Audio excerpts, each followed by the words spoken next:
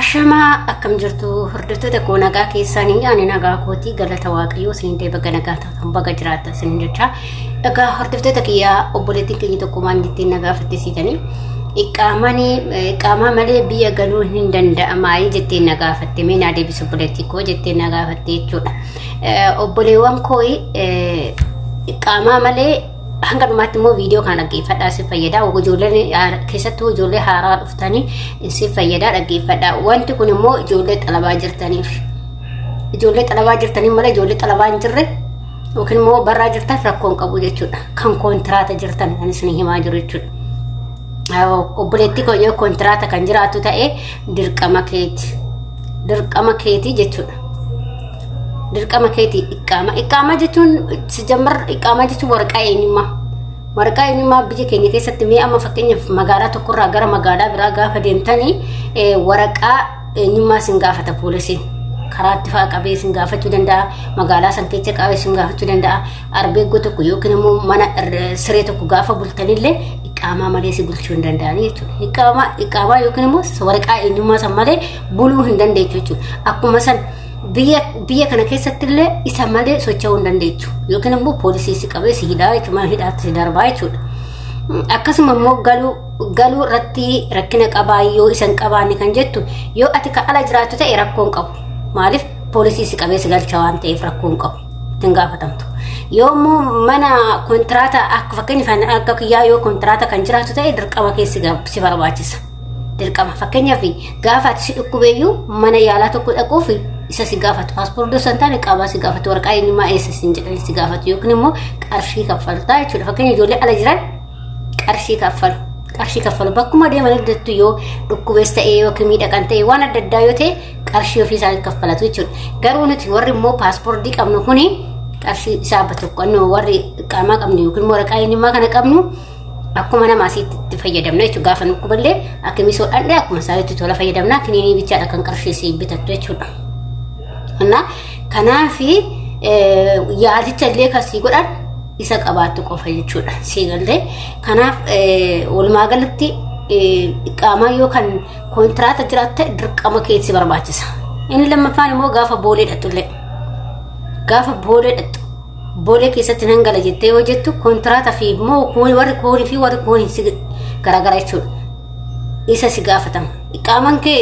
isa iqaamaa itti agarsiista paaspoortii fi iqaamaa kee walitti agarsiisa paaspoortiin keetis jadiida ta'uu qaba aaddisii yookiin immoo kan irraa dhumanne kan inni haaromsifamee taa'u jechuudha kan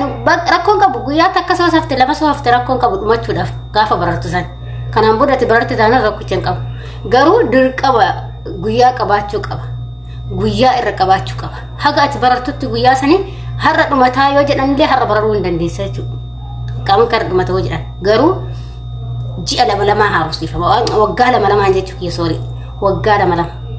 waraqaa eenyummaa waggaa lama Saawudi Arabiyaa keessatti waggaa lama haaromsifama paaspoortiin immoo ijoollee paaspoortiin agartan waggaa 5 haga waggaa 5 haaromsifachuu hin dandeessanii jechuudha haala jidduudhaan madaamiin kun haasofsiiste jechuudha kanaaf ni addaan kutee viidicha maasin jechuu barbaade ta'een dirqama gaafa paaspoortii keetillee akkasuma guyyaa waggaa 5 kan haaromsifamu paaspoortiin iqaamaan immoo ji'a lama waggaa lama soorri ji'a lamatti waan ofii gaafa waggaa lama haaromsifama jechuudha amma fakkeenyaaf paaspoortiin ji'a 5 waggaa 5 geenyaan haaromsifamee jira jechuudha amma waggaa 5 ganaadha xumurre jechuudha gaafa waggaa 5 xumure immoo dirqama odoonni xumure guyyaan 10 yookiin akkas yoo hafu deemanii haaromsiisu yoo immoo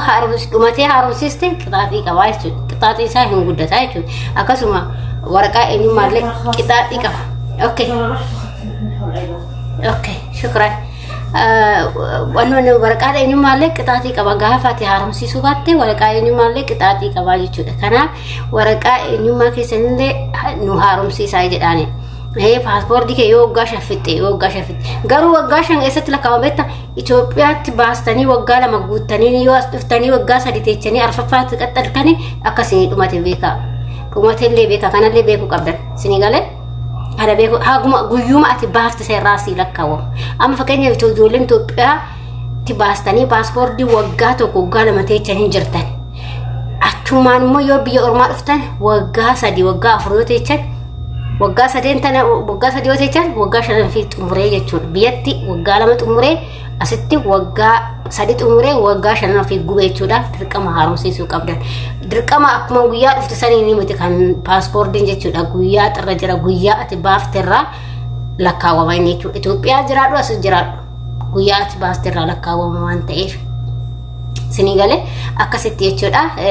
qaama keetis immoo dirqama maatii ati bira jirtu sanii akkuma atas dhufteen guyyaa 4-5 keessatti oggosuma qaama sii baasan kun immoo dirqama isaaniiti isaantu sii baasa paaspoortiillee warratu sii haaromsiisa yoo haaromsiifamuu barbaadanii qaama keessas warra sii haaromsiifamu ijoolleen kontiraata jirtanii nan jechaa ijoolleen kontiraata jirtanii inni biraa immoo ijoollee ala jirtanii yaa'u isinii gallakkifamee jira akkuma Duubaa isaatti qaama baafachuu hin dandeessasin qaama baafachuu hin dandeessanii mee gatii isaa akkamii haga ba'uyyuu ijoollee baafattetu jira waan ta'eef ijoollee sanarraa xaarree tanan sinii hojjedha nan irraafadhe soorii viidiyoo dura hojjedhe tokko irratti nan irraafadhe siniif gaafadhe tanan meeqan akka hojjetamu ijoollee ala jirtanii qarshii as keessa soorii isaa dheeratus kan dubartiitis meeqan akka hojjetamu sinii gaafadhe tasinii dhiyecha jechuudha innaa kanaafi isin warri ijoolleen kontiraata akka kootii jirtanii dirqama isin fayyadaa yeroo galtanis ta'e yeroo dhibamtanis ta'e yeroo karaa deemtanis ta'e isin fayyadaa waraqaan eenyummaa yookiin hiqqaaman isin fayyadaa jechuudha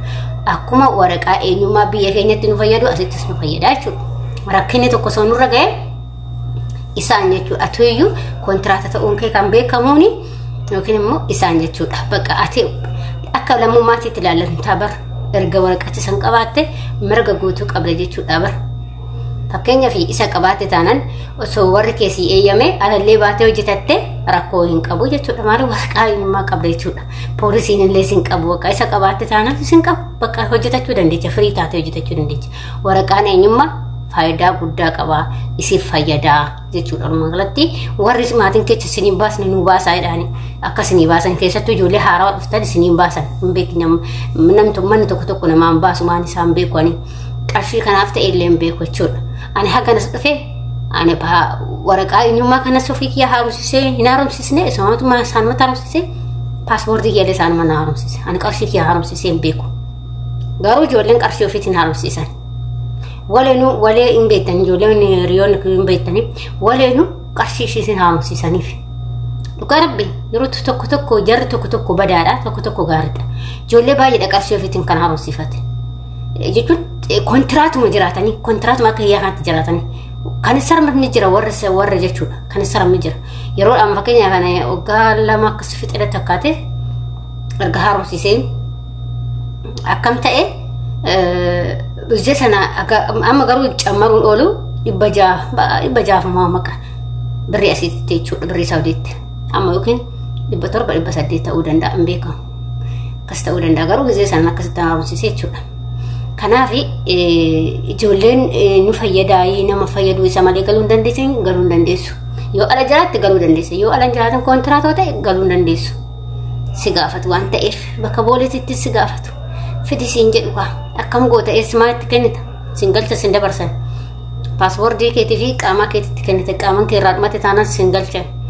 paaspoortiin kee irraa dhumate taanaan siin galchan akkas jechuudha kanumaa galatti siin galchanii haaromsiifachuudha fakkeenya yoo galuullee barbaaddan dirqama isaaniitti isinii haaromsiisuu yookiin immoo osoo guyyaan hin ga'in biyya siin galchuudha jechuudha yookiin kun akka walee seetti jechuudha kan walee amma guyyaa 10 qofa kan hafee fi ishiitti himanii oggasuma biyya buusan jechuudha mucayyoo isinii galee inni biraa immoo waa'ee tikkeettiiwwan isiniif hojjedha tikkeettii isiniif hojjedha jechuudha irra deebi'ee maaliif viidiyoon hin dheerata gaafa viidiyoo namatti dheeressan ijoolleen hin daalan kanaayyuu ijoollee laalan jira waan ta'e garuu maaliif akka ta'e hin beeku osoo waan kolfaa ta'e osoo waan baay'ee ta'e waan nama akkasii ta'e hin laaltan hin beekamaadha garuu waan isin fayyadu tokko gaafa nuti isiniif hinnee dhufnu hin laallamu jechuudha maaliif akka ta'e hin beeku kanaaf laayikii illee sheerii naa godhaa isiniin jechuu barbaada hordoftoota kiyya haala xayyib rajibeele ole innaa akkas isiniin jedha hordoftoota kiyya kanaaf laayikii illee sheerii illee gochuu hin dagatinaa isiniin jechuu barbaada akkasuma yaada qeeqaa qabaatan illee koomentii irratti baafadhaa rakkoon qabu waan beenurraa walitti himnaa jechuudha fakkeenyaaf ani waanan as keessa turee beekuu fi nan beekaa jechuudha as keessa hin ture waan ta'e na akkataasa akkasuma immoo tikeetti yeroo tikeetti siniifin hojjedha tikeetti akkamitti sinii muruu qabu siniifin hojjedha sirriitti jechuudha bal'inaan kamtu faayidaa qaba kamtu miidhaa qaba kamtu faayidaa qaba siniifin hojjedha jechuudha ofii kiyyarraa kaasee sinii hojjedha viidiyoo tikeetti katasitti sinii muran jechuudha maaliif ijoollee baay'eetti waa'ee tikeetti kanatti illee baay'ee rakkachaa jiru fakkeenya waleelaa sinii kaasitiin ture ijoollee baay'ee rakkachaa jirtan akkaataa maatii keessatti himtanittatan sinii hima sin jedha akkasuma yaada fi qeeqoo qabaatan koomentiitti barreessuun dagatinaa manni warroonni mana kanaaf haaraa taatan subscribe gochuu maamila keenya ta'aa sinin jedha galatoomaa ulfaadha hanga viidiyoo biraatti walitti deemnutti baay'ee sin jaaladha